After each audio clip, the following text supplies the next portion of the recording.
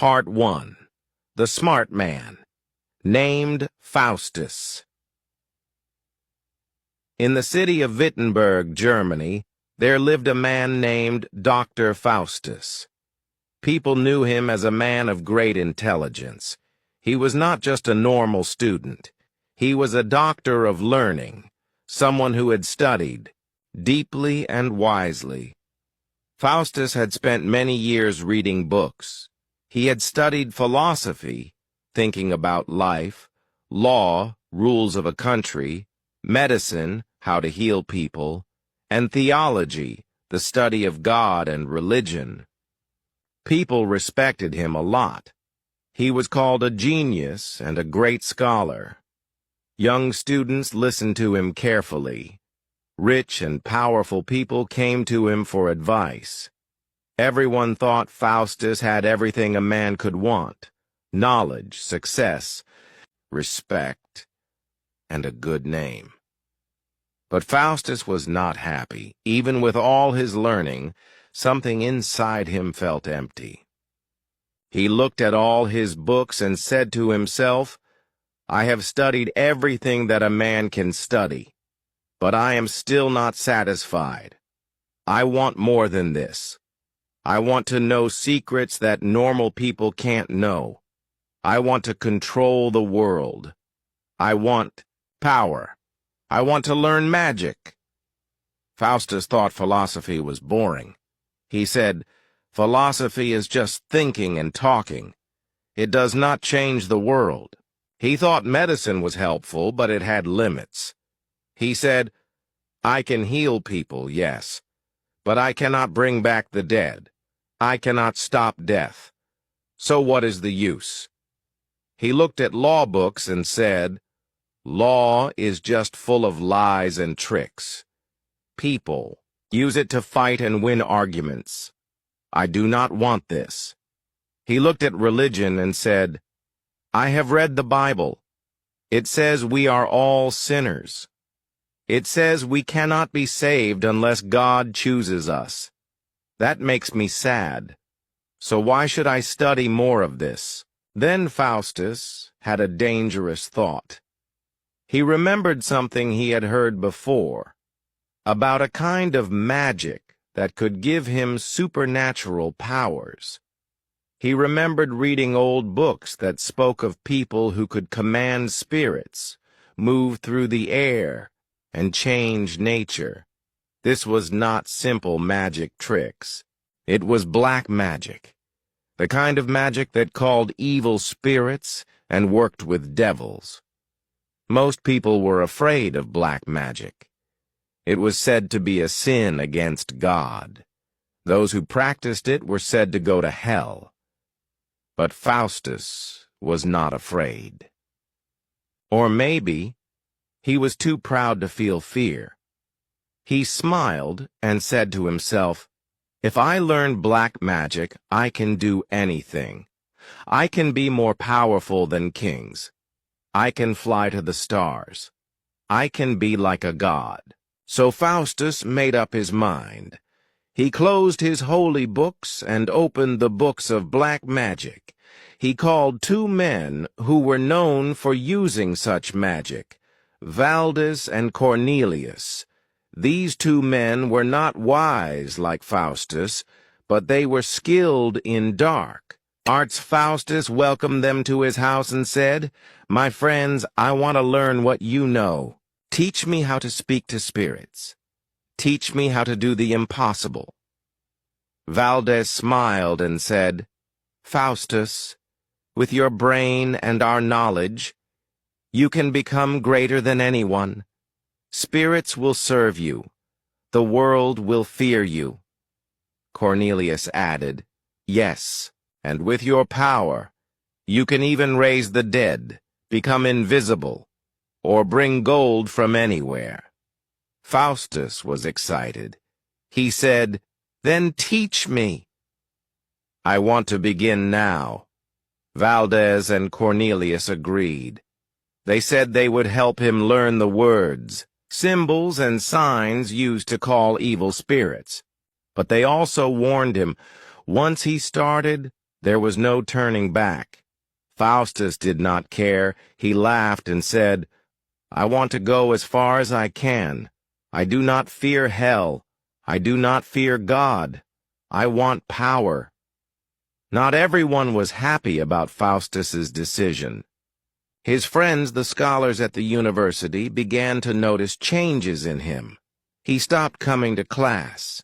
He stayed in his room with strange books. He avoided the church. He looked tired and spoke strangely. One kind friend came to him and asked, "Faustus, why are you doing this? You are so wise. You could teach people. You could help the world. Why turn to evil magic?" Faustus smiled coldly and said, "The world is too small for me. I want more than what books can give." The friend looked sad and left, praying that Faustus would change before it was too late. Late one night, Faustus sat alone in his study. The candles were burning low. The wind outside made a soft, howling sound. The room was quiet, but Faustus's mind was full of loud thoughts. He opened the book of black magic. He looked at the strange words and symbols. Some pages had signs of the devil, some had circles with stars, and some had unknown languages. He took a piece of chalk and drew a magic circle on the floor. He lit black candles and stood in the center. He began to speak the dark words written in the book. He spoke with a loud and firm voice. His hands moved in strange ways. Suddenly the wind blew harder. The flames flickered. The room became cold. As he continued to read the spell, the room shook lightly. Then there was a flash of red light. A loud thunder roared in the sky. Faustus stopped. He felt fear, but he did not stop the ritual. The air in the room grew heavy. The walls seemed to move. Then something appeared. It was a shadow. A figure, tall and dark. It was not a man. It was a devil. His name was Mephistopheles. He had a cold smile and burning eyes. His voice was deep and calm. Faustus had done it. He had opened the door to the other world. Now Faustus stands face to face with a real devil. He has tasted the power of magic. He has begun the path that many fear. But what will happen when he asks for more? What price will he have to pay? And will he still be able to turn back? Part 2. The Deal with the Devil. In the cold and dark room, Faustus stood still. A strange wind blew. The candles shook. The air was heavy and full of fear. And there he was, the devil Faustus had called. His name was Mephistopheles. He had a dark face, red eyes, and a proud smile. He wore rich clothes, but he looked evil. Fire seemed to glow from inside him. Faustus was not afraid. He felt proud. He said, "Welcome, Mephistopheles. I have called you, and you have come. Now you will be my servant." But Mephistopheles laughed. "I did not come because you called me. I came because you spoke the devil's words.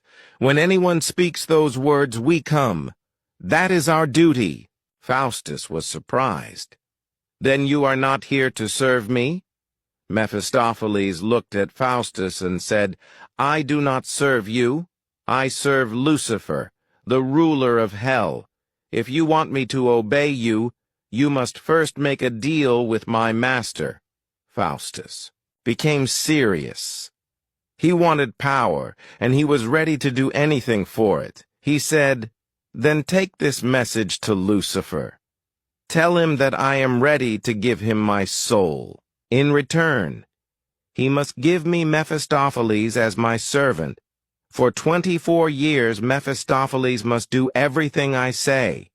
After 24 years Lucifer can take my soul." Mephistopheles nodded slowly. "I will tell him. But think carefully, Faustus. Once you make this deal, you can never take it back." Faustus laughed. "I have already made my decision. I want this. Go now. Bring me the answer." Mephistopheles disappeared in a flash of fire. Faustus stood in the dark, waiting. His heart was beating fast. Soon Mephistopheles returned. He brought a message from Lucifer. "Lucifer agrees," he said. "He will give you all the power you want. But first, you must write and sign a contract. You must sign it with your own blood." Faustus took a knife. He cut his arm. Blood came out slowly. He wrote his name on the paper. But suddenly, something strange happened. The blood stopped flowing. Faustus was confused. Why did it stop? What does it mean? Mephistopheles gave him fire to warm his hand. The blood began to flow again. Faustus wrote his name, John Faustus. Then, as he looked at the paper, he saw strange words appear on his arm. Homo fuge, Latin. Man, run away. Faustus looked at the words and felt a little afraid, but he shook his head. No. "I will not run. I want this. I want power." He gave the signed paper to Mephistopheles. The deal was complete. After the deal was signed, Mephistopheles gave Faustus special clothes, books of spells, and magic powers. Now Faustus could call spirits, move through the air, see faraway places, change shapes, make gold appear, become invisible. Faustus smiled. He felt powerful. "Now I am stronger than any man on earth. Now I am great." Suddenly Faustus heard two voices in his head. One voice was soft and kind, the other was dark and proud. Good angel said, "Faustus, stop now. Tear the contract. Say sorry. God will forgive you." Evil angel said, "Don't listen to that voice. You have power now. Use it. You can be rich. You can be famous. Why go back?" Faustus listened carefully. He chose to listen to the evil angel. "Too late now," he said. "I have made my deal. I cannot stop." Faustus started asking many questions. He wanted to know everything. He asked Mephistopheles, "Where is hell? Is there really a devil? What is the soul? Who made the world?" Mephistopheles answered some questions, but not all. When Faustus asked, "Who made the world?" Mephistopheles became silent. He did not want to say God.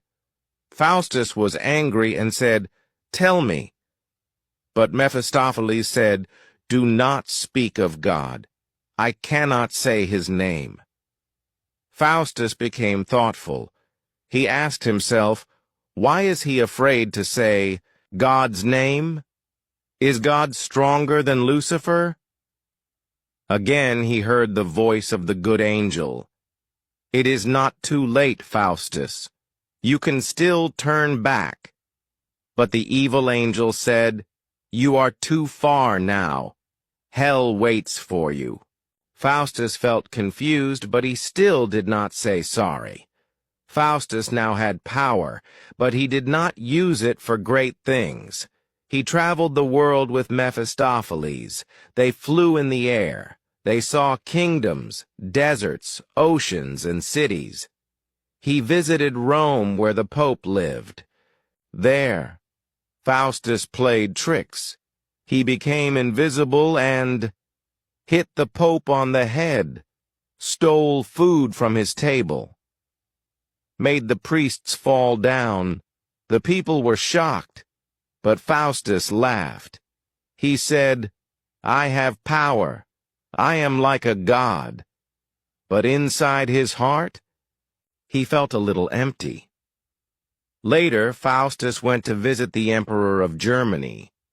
The Emperor had heard of Faustus's magic and wanted to see it. The Emperor said, "Show me a spirit from history. Show me Alexander the Great." Faustus called a spirit. The shape of Alexander the Great appeared. The Emperor was amazed. Everyone clapped and praised Faustus, but some people laughed and said, "Faustus is just a trickster. These are not real spirits." Faustus became angry. He used his magic to punish them by making horns grow from their heads. People feared Faustus now. They respected him, not with love, but with fear. One day an old man came to visit Faustus. He looked at Faustus with kind eyes and said, "You still have time. God is kind. Say sorry. Tear the contract. God will save you." Faustus felt tears in his eyes. His hands began to shake. He wanted to speak, but fear stopped him. Mephistopheles appeared and looked at him with burning eyes. "If you say sorry, I will break your body into pieces." Faustus was afraid. He fell to the ground and begged Mephistopheles, "Please don't hurt me. I will stay with you. I will not leave you." To show that he was still loyal, Faustus did something terrible. He took a fresh paper and wrote another promise. "I give my soul to Lucifer forever." He signed it again with his blood. Now Faustus had less and less time. The 24 years were passing quickly. Sometimes he tried to forget about the end. He made jokes. He traveled. He called spirits for fun. He gave magic shows to kings and nobles, but every night he dreamed of hell. He saw fire. He saw devils. He saw his own soul crying. The good angel came to him again and again. "You can still be saved, Faustus." But Faustus shook his head. "I cannot. I have gone too far."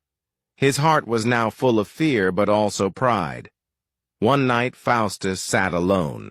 He looked at the stars. The wind was cold. The sky was dark. He whispered, "What is a soul?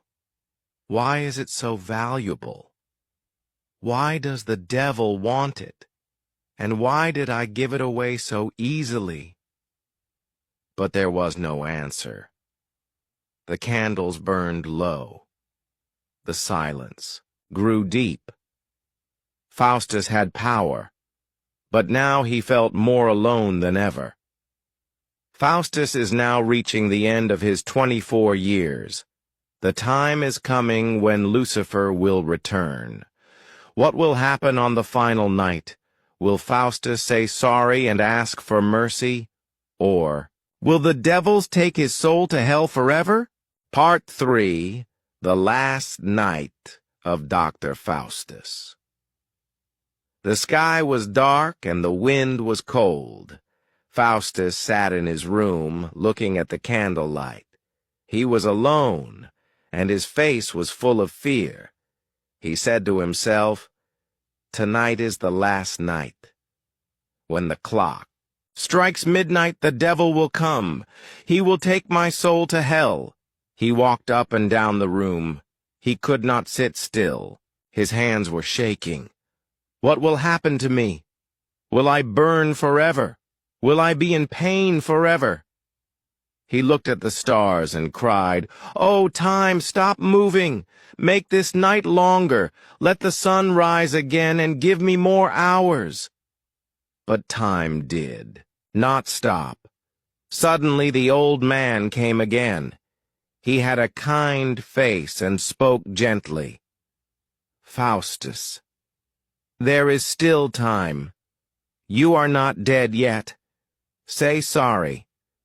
Ask God to forgive you. Even now he is ready to help."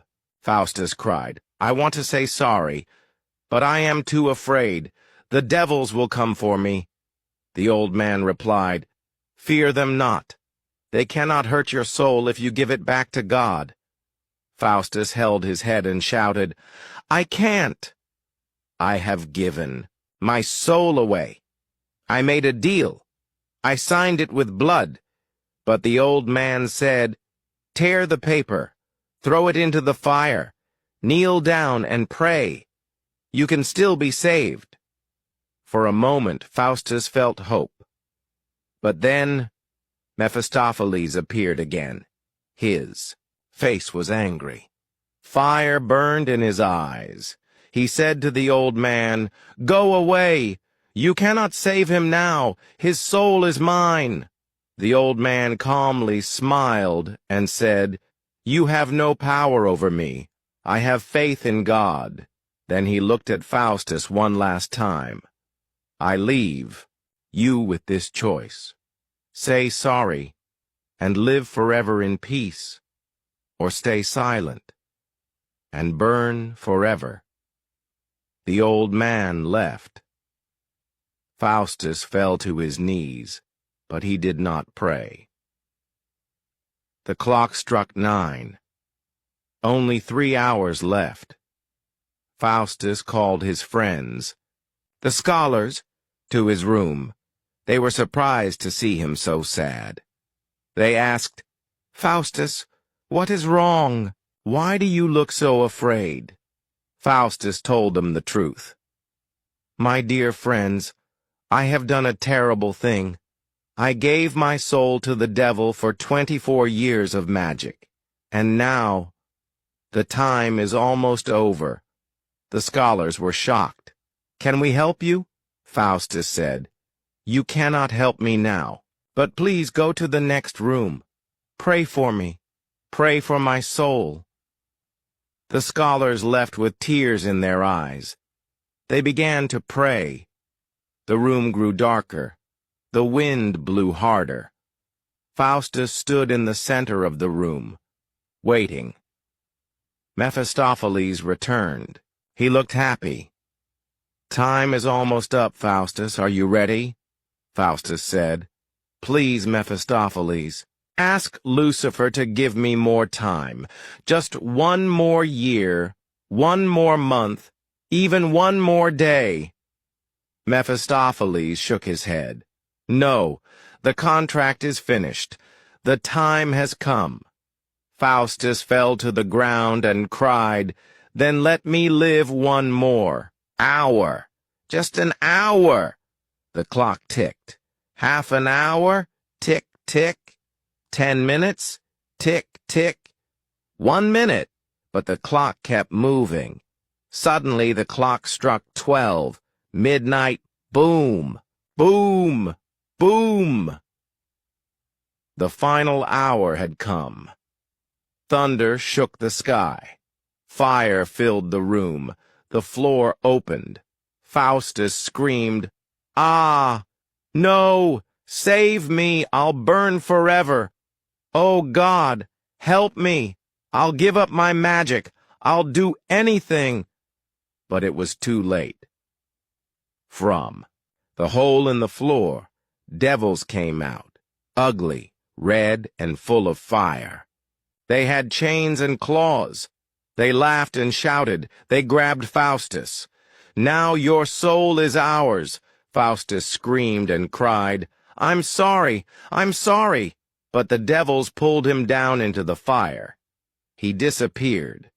The hole closed, and silence returned. When the sun rose, the scholars came into Faustus's room. They found the room broken and burned. The books were on the floor. The walls were black. The air smelled like smoke. They looked around, but Faustus was gone. On the floor they found a piece of his cloak. Nothing else. They were silent. Then one of them said, "Let us pray for his soul. Let his story be a lesson to all." Faustus was a man with great learning. He had knowledge, fame, and power. But he wanted more than a human should have. He wanted to be like God. He chose magic over wisdom. He chose power over peace. He chose the devil over God, and in the end he lost everything, even his soul. The story of Dr. Faustus is not just about one man, it is a warning for all people. Do not give up your soul for power or pleasure. Do not forget God. Do not wait until it's too late to say sorry. In the next and final part, we will look at what this story really means, its deep message, the moral, and why it is still important in today's world.